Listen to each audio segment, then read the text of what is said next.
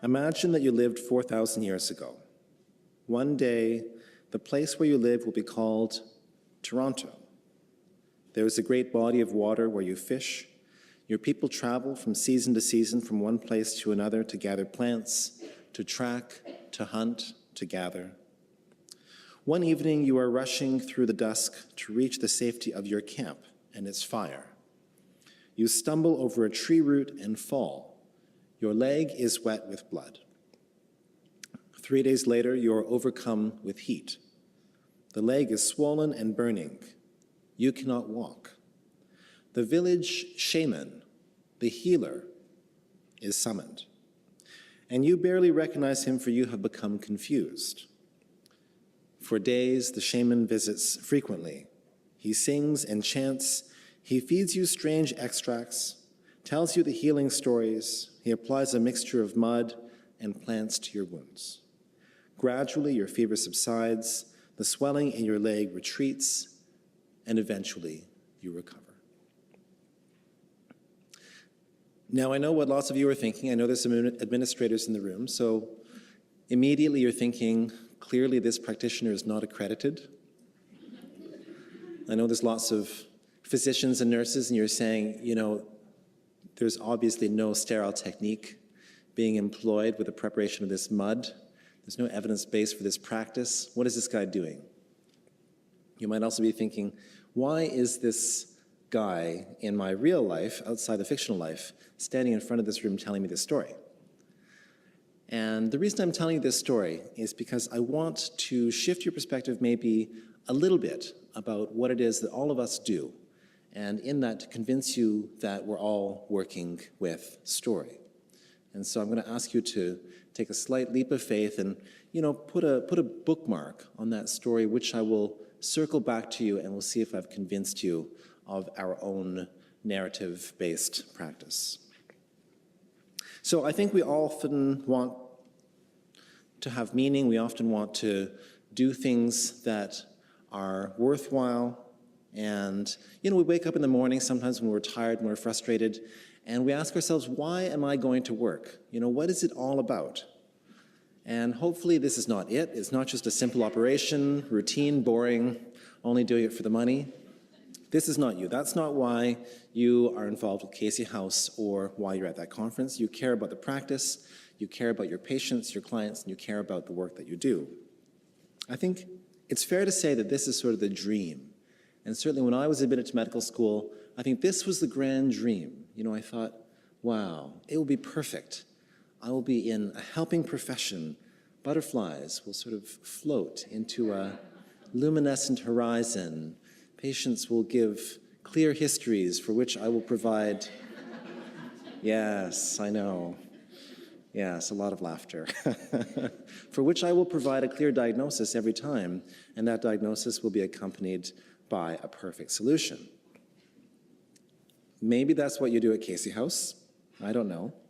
But it turns out it hasn't exactly matched up to my practice. And so, you know, so I spent 13 years in the emergency department at Toronto East General, and now I've moved to an opioid substitution practice, treating people with really, really complex situations and dynamic lives.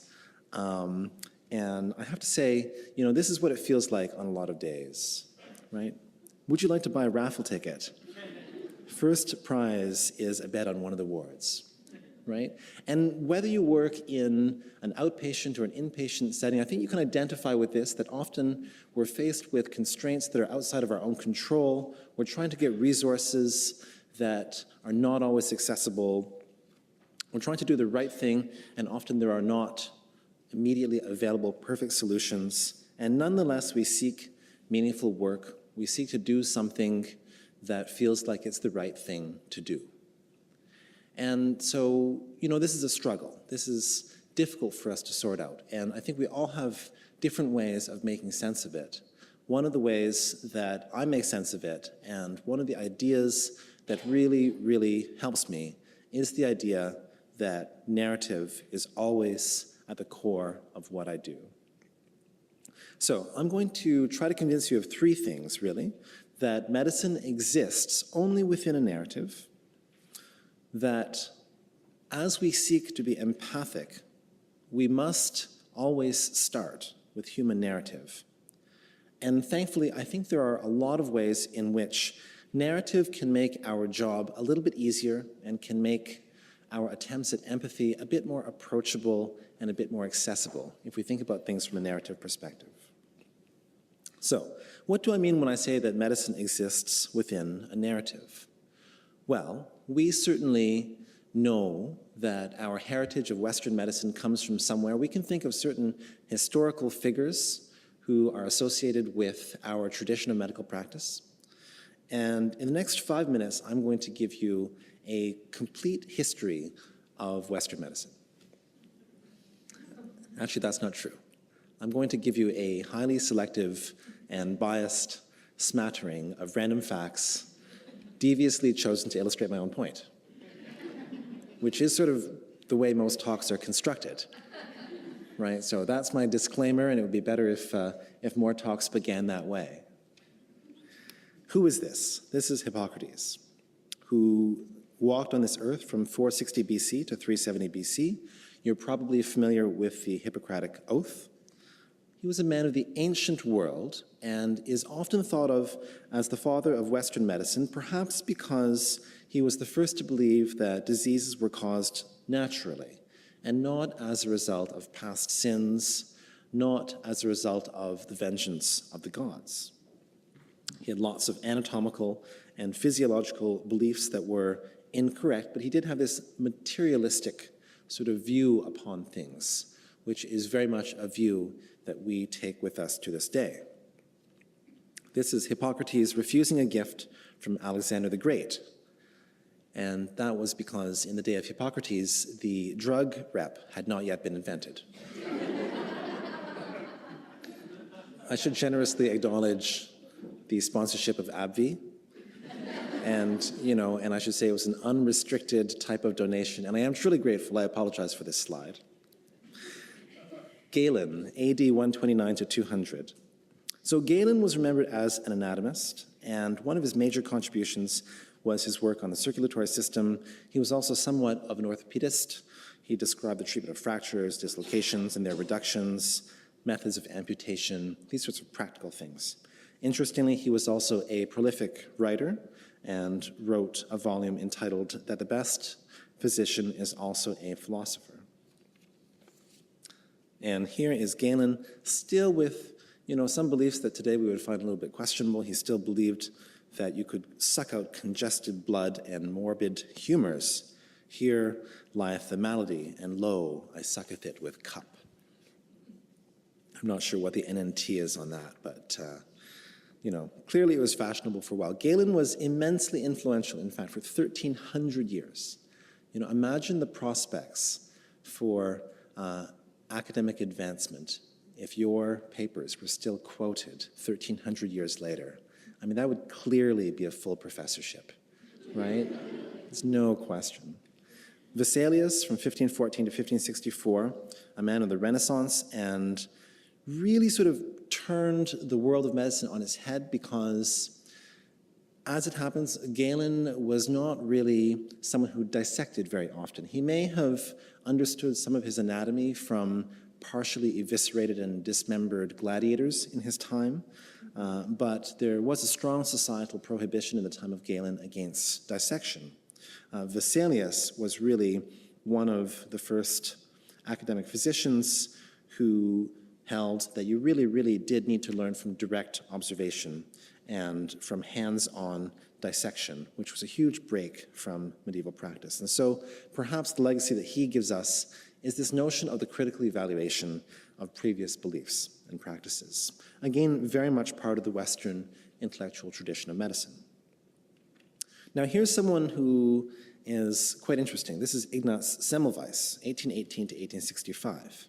He was a Hungarian obstetrician, and in 1847 he discovered that if medical students washed their hands with a chlorine solution before attending to laboring women, and after dissecting cadavers that the incidence of puerperal fever, which at that time was a huge cause of maternal mortality, was drastically reduced.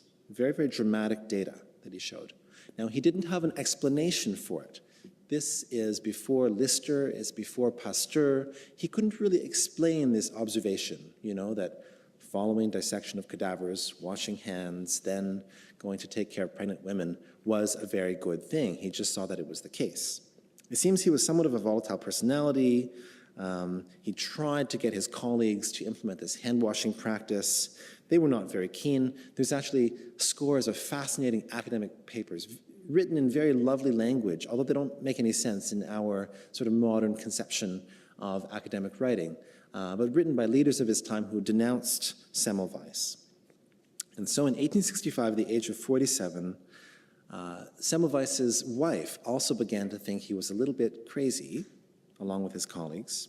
He was committed to an asylum, and shortly thereafter, he was beaten severely by the guards, and he died.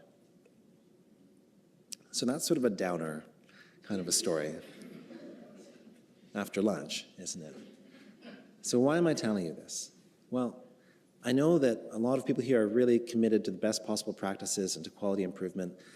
So I'm just telling you, in case you are trying to advance a quality improvement project in your work setting, in case you are trying to put forward best practices, and you're coming up against a wall, you're coming up against colleagues who aren't quite ready to change, just think of Semmelweis. Just think of how much worse it could be, right? Immediately, you will feel so much better about your own efforts. Oh yeah, another committee, that's fine. I'm not being beaten to death by guards. This is really okay. You'll feel better, I guarantee. And so we come to the modern era. It's Banting and Best. Banting was in and around Toronto from 1891 to 1941. As you know, discovered insulin, won the Nobel Prize for that discovery in 1923. And really the 20th century becomes this story of the success of effective pharmacology, as well as hygiene, sanitation, and immunization. Eventually, people did figure out why hand washing was a good thing, and now we're supposed to wash our hands. It's sort of a useful and sobering perspective to think that 100 years ago, we actually had no treatment for diabetes, and this illness was a guaranteed death sentence. Also, 100 years ago, we really had no effective antibiotics, and the mortality rate from pneumonia was around 25%. So the 20th century has been quite amazing in many ways. It's been a century of huge technical advances. It's been a century of data, and the combination of technical advances and data has turned out to be incredibly powerful, giving people treatments that were simply not imaginable, say 3 or 4 generations ago. And what will the future bring? Well, this is Watson and Crick, and that's one of their models for the double helix. We don't know exactly what the future will bring. It may bring gene therapies. It may bring unimaginable treatments. We don't know, because things change. Now, there certainly is a lot of data right now. I think anyone who has grown up in the past sort of 20 years of medical training knows that everything is about evidence. Evidence is the mantra. You can sort of trump any discussion by pulling out a study. You say, well, you think that. Well, here's a study. Let me show you, right?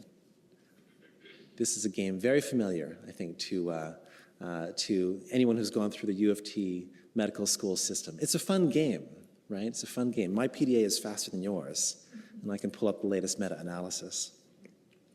All we really need is digital textbooks, right? To carry all that stuff around.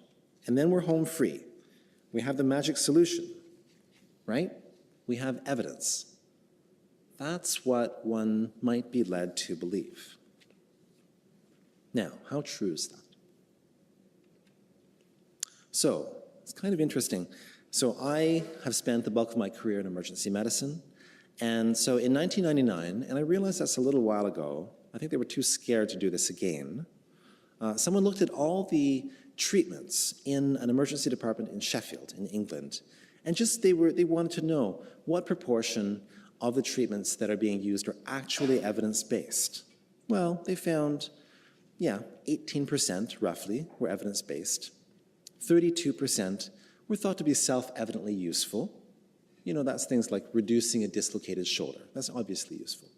No one would do an RCT to figure out whether or not that's a good idea. In 28% of cases, there was no evidence for treatment.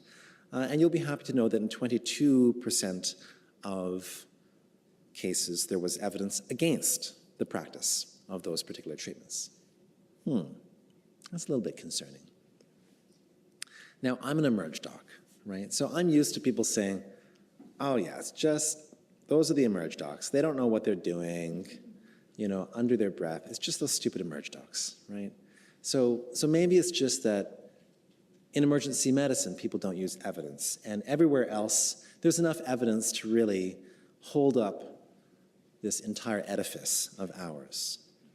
Well, in 2007, a systematic review of just over 1,000 Cochrane reviews, and so most of you will be familiar, but for those who aren't, Cochrane reviews are sort of the reviews of everything, where all the data goes to heaven or hell, depending on how you look at it. But as it turns out, 44% of interventions studied were found to be likely beneficial.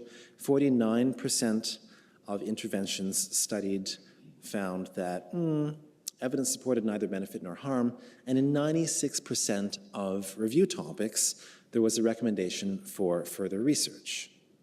It's sort of making the foundations of our solely evidence-based practice feel a little bit more shaky. So you might say, well, that's fine, but this evidence-based stuff is kind of new. Fair enough, it's been less than a century. And you might say, what we really, really just need is more and more studies and more evidence. And when we have enough data, when we have enough numbers, that will solve all of our answers. We'll just plug it into an app, right? And that will be it. We just have to get more studies, more data. I'm just going to refresh your memory, and so this is to answer the question, what if the study is perfect? And what if there's enough studies just to answer all of the questions that we want to ask? Now, I think that most people will be familiar with the concept of a study being statistically significant. And a study is statistically significant if it should be that the result could have been achieved by chance alone in less than 5% of cases in which such numbers were analyzed. So we say, if there's less than a 1 in 20 chance that someone could have gotten these results just by flipping enough coins, then we'll say that's significant. We often talk about the power of a study, right? And the power of a study refers to the ability of a study to avoid false negatives, all right? So it's to say, okay, if we're running a bunch of studies and there are 10 true hypotheses, with this power of study, we're only going to miss 2 of these hypotheses. And most people would accept any sort of study in which, it was statistically significant to a p-value of 5, which is what would be said, and is powered to 0.8. So that's fine. So here's some interesting speculation by a troublemaker, John Ioannidis. And so he says, okay, so imagine that there are 1,000 hypotheses out there in the world somewhere, in the realm of perfect truth, right? 100 of those are true. And we're trying to figure out which ones. And we're going to do, a bunch of studies to figure this out. We're going to accept a statistical significance of 5%. And what will that give us? That will mean that, of the 900 true negatives, 45 actually look positive, meaning they're a false positive. They're not actually positive. Meanwhile, if all these studies are powered to 0.8, they're going to miss 20 true positives and find 80. So what does that give you? And we all know there's a huge publication bias. Negative studies very often don't get published. You end up reading the positives as if that's the only thing that's been done. And so you would end up with 125 studies showing positives, and 45 of them would be false positives, and 80 of them would be true positives. That's a little bit less confidence-inspiring to say, yeah, you know what? Applying fairly rigorous and accepted criteria, we're probably going to end up with a third of studies that are actually showing false positives. And Ioannidis makes the point that these are generous assumptions, that lots of studies are published not being quite statistically significant, but as a study which suggests something, or perhaps not powered to 0.8, but they still get published. If you sort of change the assumptions a little bit, say if everything had a power of 0.4, what you end up with is 45 false positives and 40 true positives, which doesn't look very good at all. All of this is a bit of a mental exercise, right? And what I'm not saying is, I'm not saying that evidence is bad. What I'm saying is that we have to really think carefully about what evidence does for us and what it doesn't do for us. Now, I want you to think for a second about that story that I told you at the beginning, about that shaman. And think about this sort of description by Eliade, who's sort of the seminal writer on the notion of shamanism. He says the shaman is also a magician and medicine man. He is believed to cure and to perform miracles. But beyond that, he may also be priest, mystic, and poet, the guardian of traditions. So I think when I told you that story, which was a fictional story, your immediate reaction was probably, well, that's a nice story. I mean, it's not really something that has a great deal of relationship to how I practice medicine or to what I do in my work, but it's kind of a nice story, right? And here's this shaman applying mud. Who knows what the heck he's really doing? He's singing stories, he's chanting. That's very nice. That's very nice. It's not the modern world. I would suggest to you that it's a little bit closer to what we're doing than we often immediately recognize. I would suggest to you that in every era, in the era of the shaman, in the era of Hippocrates, in the era of the Galenic physicians, those who learned from Vesalius, and in our own era, we are also very much telling a story. It just so happens that we are telling the story of our time, and the story changes.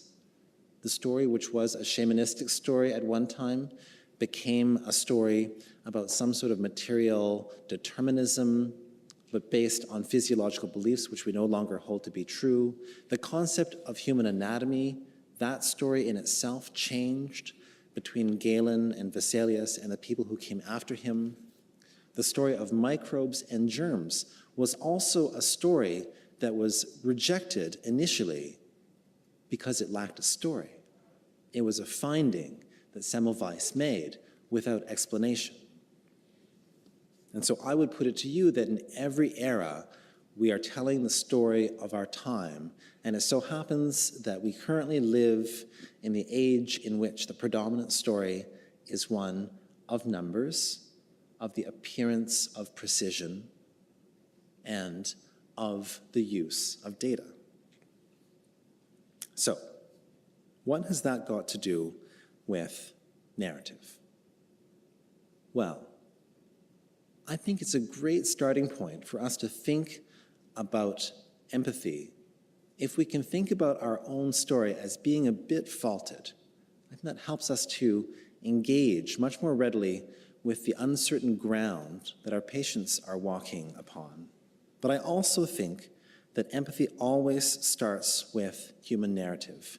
It's always about understanding what's going on with patients. Now, what do I mean by that? So these are very, very obedient and cooperative patients. Mr. Owl has come with his ear problem, or rather his eye problem. Mr. Rabbit has come with his ear problem, Mr. Elephant with the nose, and Mr. Giraffe with the throat problem. I have a feeling that your patients don't come as neatly labeled as this. Now, certainly if I think about the typical patient whom I see, a patient whom I see has pain in the foot, which radiates to the left shoulder.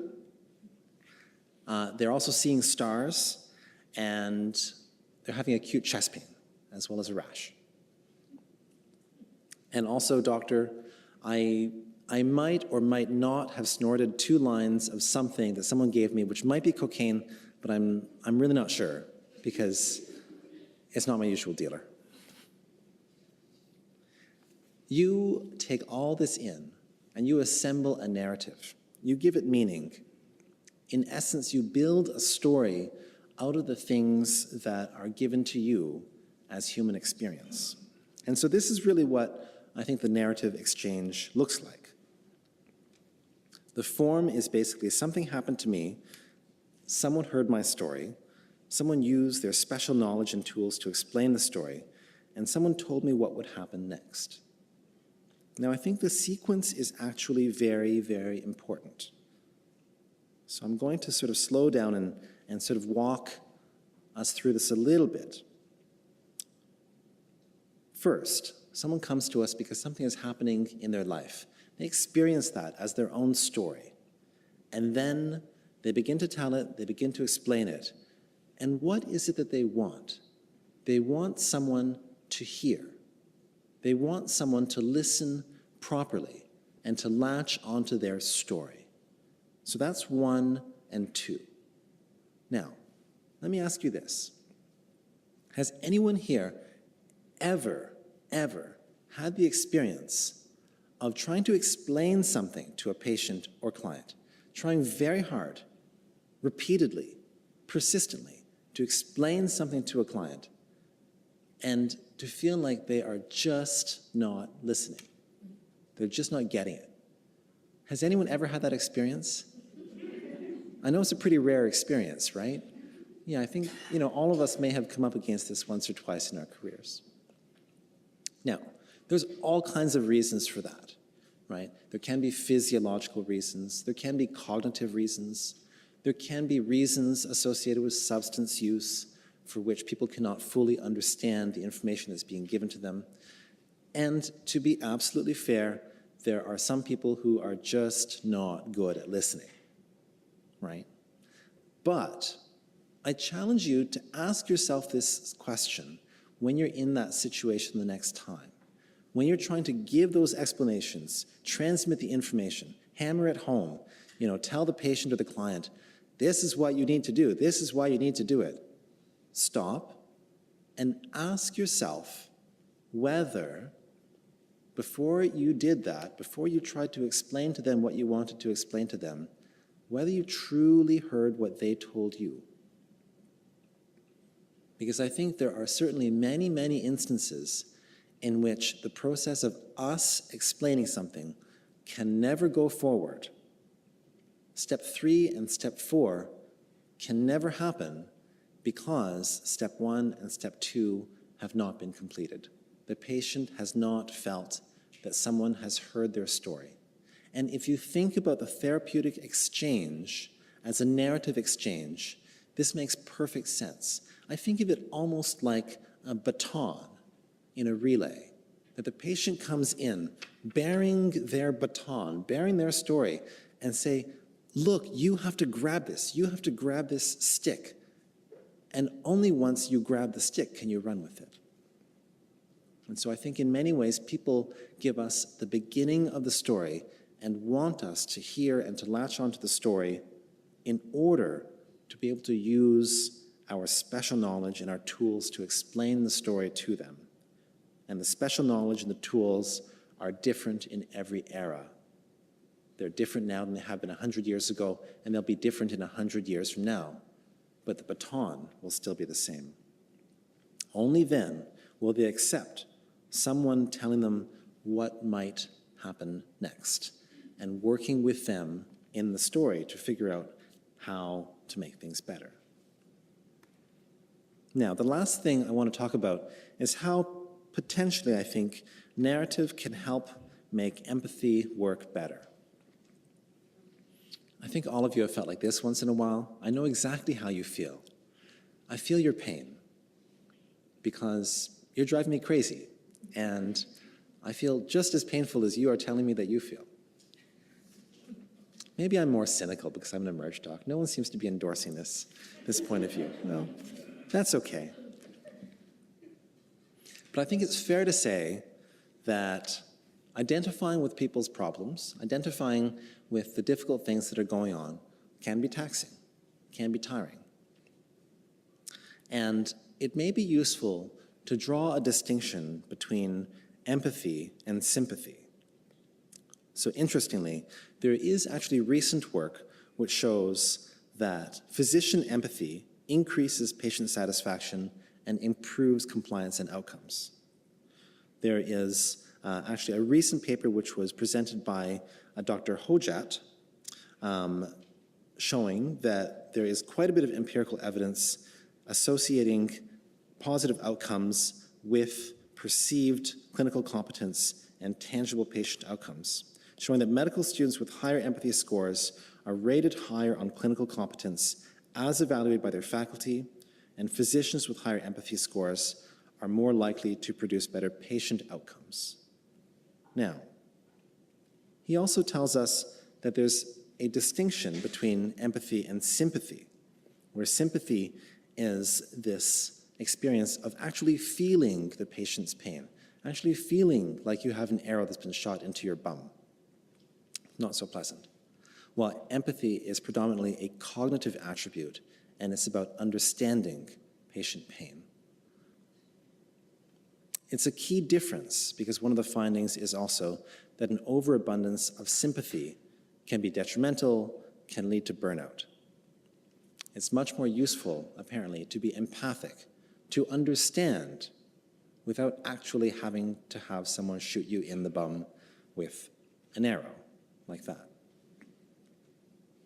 I think narrative can help us here because if we view the interaction as one of the exchange of a story, we can understand that we're not taking upon ourselves the actual problem of a patient as our own emotional content, but we're understanding it as a story with which we are working.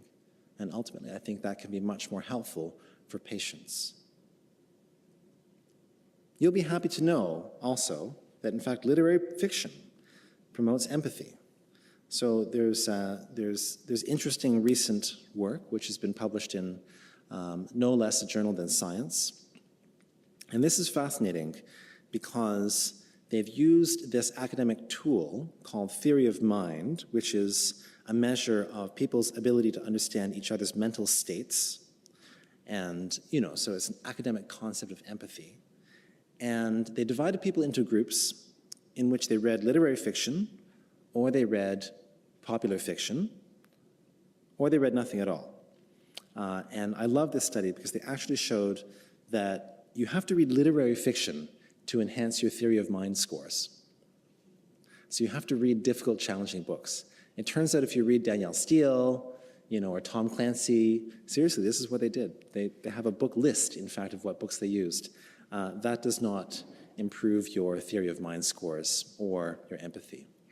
It's also worthwhile pointing out that they found that the effect was temporary, which is very, very important for all of us writers because it means that you have to keep on reading literary fiction. It's not like you can just read War and Peace once or Anna Karenina once. You have to keep on in order to maintain the benefits of empathic response that literary fiction can confer. So how do we think about empathy? This is a really, really great sort of framework by Dr. Helen Rees, and I think of it in many ways as a framework for telling a story about being a caring human being.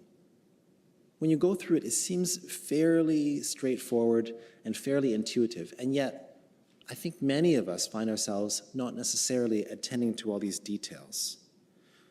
So, This framework is easy to remember because the acronym is empathy. Turns out eye contact is very, very important. Gaze is crucial because every human being has a longing to be seen and to be recognized. And to be seen and to be recognized is to be valued and to be acknowledged. Posture. Interestingly, they've done studies where doctors either sat down or didn't sit down. And doctors, and then got people to estimate how much time the doctors had spent with them. It turns out that for an equal amount of time spent, doctors who sat were estimated as having spent 3 to 5 times as long with the patient as doctors who stood. So if you're wondering how to be efficient and how to get more out of your working day, sitting can really, really help. Sort of enters some weird sort of time warp, where your time spent increases by, triple or quintuple. Affect and tone of voice are incredibly important. I think all of us feel many complex emotions in the course of our regular working day, and we're human beings. Of course we feel those emotions. It's not easy sometimes to mask negative emotions. I'm not saying that we always should, but I do think it's very, very important that we realize how our affect and how our own emotions are affecting the clinical interaction. Finally, hearing the whole person. And this is a very, very crucial step, I think, in the narrative component of empathy. Hearing the whole person means hearing their story. It means being curious.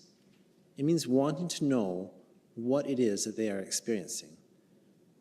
It also means hearing with a lack of judgment and being able to say, wow, that's really something that you've told me.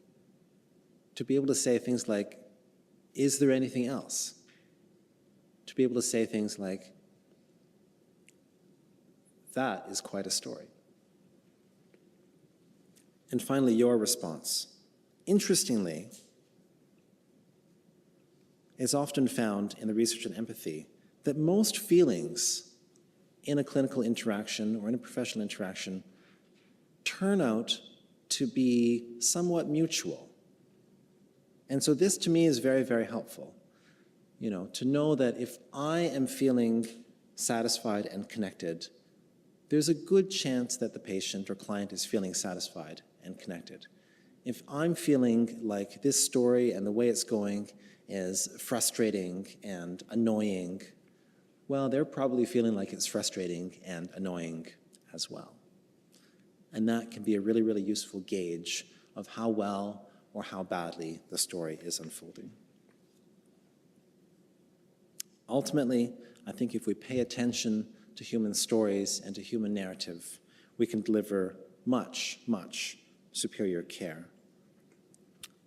Groupman tells us that statistics cannot substitute for the human being. Statistics embody averages and not individuals.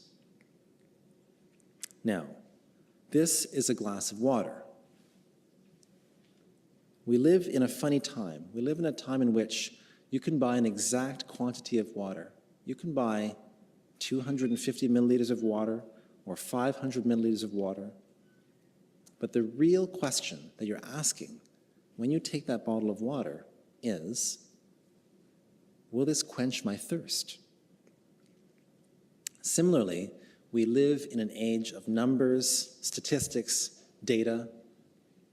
The odds of everything are discoverable, and yet really what someone wants to know, if we're recommending they do something to improve their health or take a particular medication, is, what does this mean to my life? How will this change my story?